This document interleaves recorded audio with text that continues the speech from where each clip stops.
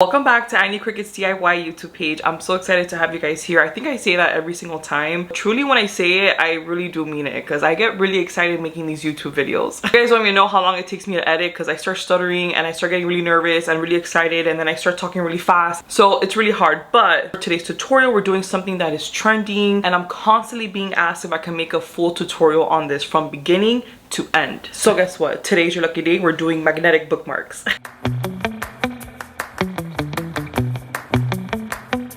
Now, a moment of silence for the perfect ASMR of a perfect magnetic bookmark. I mean, come on, really, tell me she is not gorgeous. By the way, I am an English Bulldog owner. This was definitely inspired by my dog already, so we definitely have some work to do. Let's go ahead and hop over to Cricut Design Space and let me show you how I make my beautiful magnetic bookmarks. Let's go. Alrighty, so here we are in Cricut Design Space. I went ahead and clicked on images. I typed up English Bulldog because I definitely wanted to replicate the one that I did earlier on. So I'm scrolling down, I'm looking for my image. I went ahead and found her. She actually looks just like my dog, which is kind of freakish, but there you go. So I just selected it. Now, the way it is right now, okay, this is more for layering vinyl, right? Because this is a design that was made in Cricut Design Space. It's a SVG, so it has layers. We could technically do this as a decal, but I don't want that because I'm going to be doing print and cut. So I'm going to make sure that I select everything. I could resize it to however you want, but make sure that you have it selected and hit flatten, okay? Very important. Now, this is not in layers. Now this is just one image as a whole, which is going to be perfect for our magnetic bookmarks, okay? Now, we're going to duplicate because we need two parts for our magnetic bookmarks, right? But I'm going to be showing you other little tips and tricks while we're building it together. Now, I want you to go over to your shape section, find yourself the rectangle, and then we're going to customize this size, okay? The best advice that I could always give you is, number one, unlock it. So like that, you could customize the size to your liking. For height, I always recommend 2 inches. Always follow that 2-inch rule, okay? When it comes to the width of this rectangle, that's completely up to you. If you want a really wide band or if you want a skinnier one, I kind of go for anything from 0.5 to 0.79 or 0.80. I've even done as thick as 1 inch, but I kind of like it under an inch possible, okay? So this is going to be what connects one part of our magnetic bookmark to the other. So now we're going to give our image a little offset. So at 0.083, it's a perfect borderline for like a sticker style. So remember, when it comes to the offset, you don't have to leave it at black. You could change it at whatever color you want. And if you don't like those colors there, you could go to the advanced section and play around with the exact color that you want. What's really cool about Cricut Design Space is that whatever color that you choose, it's going to have it there all the way in the top. So when you want to use other things and put it and to match the same color, it will be very easy to access. You don't have to look for like what we just did. So since we did do some changes, I'm going to get rid of that first duplicate that we had, and I'm just going to duplicate this one that has the really cute offset in pink. Now, it's time to talk about the band. Let's go ahead and match the color. Again, you could customize this to whatever color you want, but I wanted mine to match the border of the image, right? So I'm going ahead and I'm going to start placing it where they should go. In the magnetic bookmark, there should be one part of the image on the other side mirroring the other one. So we wanted that when you fold or you close the magnetic bookmark, like what you just saw here, that it matches. So go ahead and click on it, hit flip, and then flip vertically. Now it matches perfectly. So when we actually print this out and we close it, the images both match and they fall together nicely. Now, here's another little tip and trick when it comes to these magnetic bookmarks. How much space do we leave from one image to the other? I love to give you guys this little tool. Zoom in into your Cricut Design Space. Use the grids of your canvas of Cricut Design Space as your guide. One little box is 1 inch, right? So I like to leave just 1 inch in between both of the images. Trust me when I tell you, it is a perfect measurement when it comes to the magnetic bookmarks. It's not too tight and up there, and it's not too low or too long. So that 1 inch is a really sweet spot. Okay, so once we're done doing that, you're going to select everything. We need to make sure that everything's aligned because we're doing it manually, right? So click align and click distribute horizontally. So like that, it's going to match up everything, the two images and the column together. Select it all, hit flatten.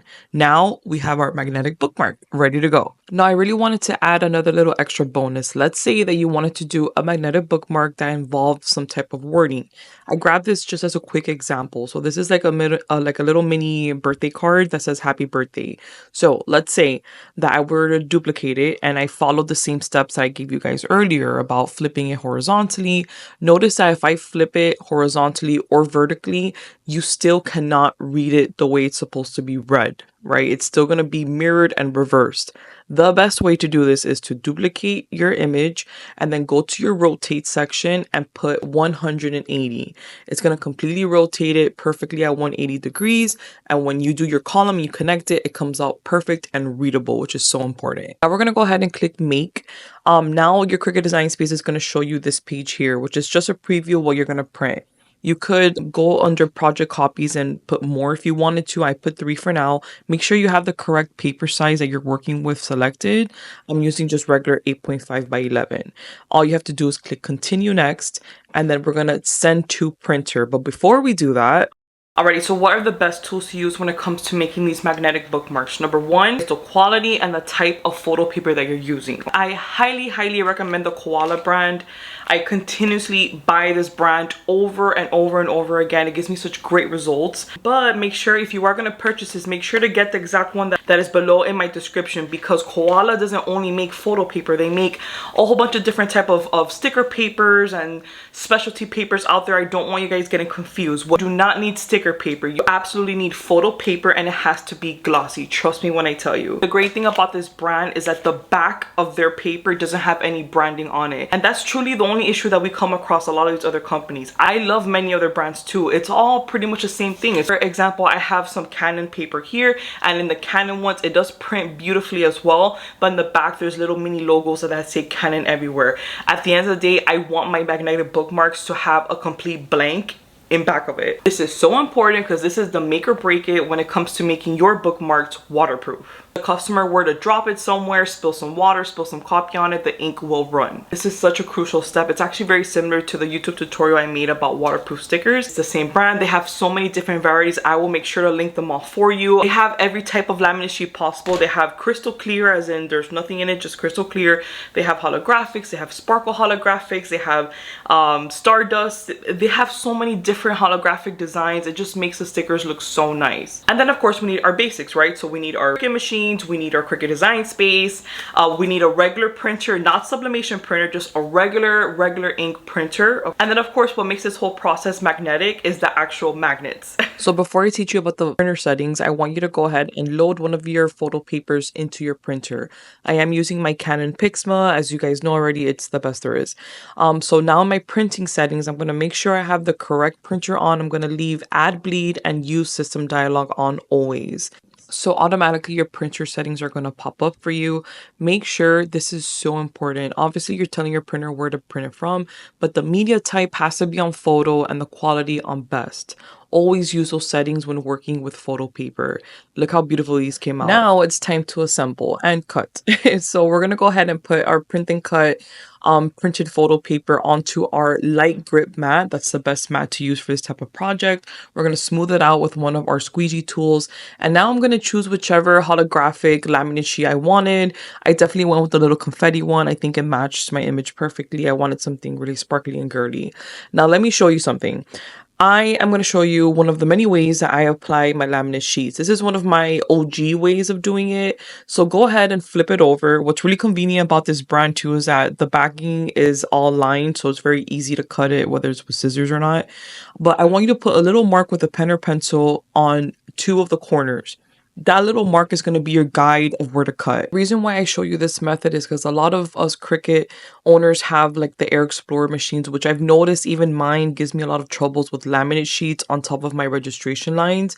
But then again, my Maker 3 never has an issue whatsoever, even if I put the whole laminate sheet on top of the registration line. So just a little tip there, just to cut your laminate sheet within the brackets. It will always give you a way smoother and easier time when it comes to cutting. By the way, pro tip, always make sure that exactly how you're putting your print and cut paper on your mat is exactly how it looks like on your computer, okay? If you put it upside down, your Cricut's not going to read it correctly, so make sure it's facing the right side up. So right back to the lamination. So once we cut out our perfect size of laminate sheet, I'm going to go ahead and remove the backing just a tad, okay? Not the whole thing, about an inch or two.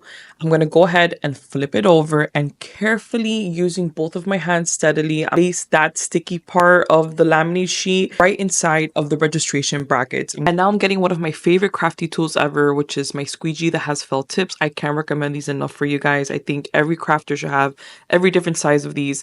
But you're going to grab your felt tip at an angle, and with your other hand, you're going to hold down your mat and use your squeegee felt tip to just smooth out the... It looks complicated, but once you do it and try it a couple of times, it gets easier every single time. If you see any little minor bubbles, just get your felt tip and smooth them out as much as you can. Now, the best cutting setting for this type of project or anything waterproof, including laminate, is poster board setting. So definitely make sure to choose that as your cutting setting for this type of project. We're going to enter our mat, and once those flashing little buttons starts going off, you're going to go ahead and click it.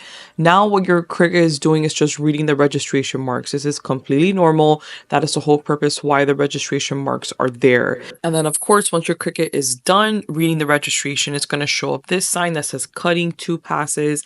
And now just let your Cricut do its Cricut thing, which is cutting this perfectly how we told it to do so. By the way, when we cut in poster board setting, it's always going to do a double cut automatically, which is another reason that I love that cutting setting so much.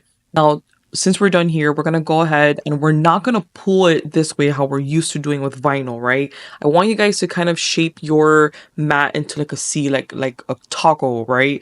So I want you to shape it, and you'll notice how your designs just start kind of like popping up. The reason why we do this is because I don't want you guys to bend all of your designs in the future when you're doing stickers or bookmarks. So just kind of let gravity do its thing. Just move your mat. Don't crack it. Don't completely fold it, but just do it at a C shape. If you see that outline of color, that's why we did the add bleed. We want that perfect cut. Now I'm gonna go ahead and put away my mat since I'm done using it, and now it's time to assemble. First, let's look at what we did. So our print and cut came out absolutely beautiful. Our laminate sheet looks absolutely beautiful as well.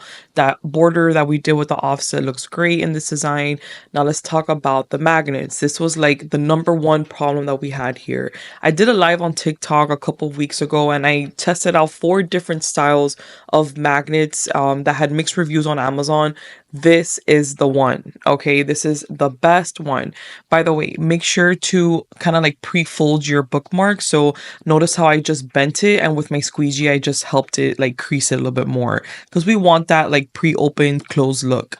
Now, when it comes to this magnet, this has adhesive backing, which makes life so much easier. Mind you, the adhesive backing is extremely strong, which I'm super grateful for because it really saves us a lot of time. Now, here's a huge tip. Not every magnet kind of clicks together the way that we want it to. So always pre-marry them before putting it on your bookmark. So what I like to do, like what you just saw, is I grab one and I kind of go around the whole sheet to see which one it does that click clack sound for. I pick it up and I put it directly on one side of my magnetic bookmarks, and then it connects absolutely perfectly. This is what you should be hearing. Course, a little small business tip: magnetic bookmarks are such a great thing to add to your online shops.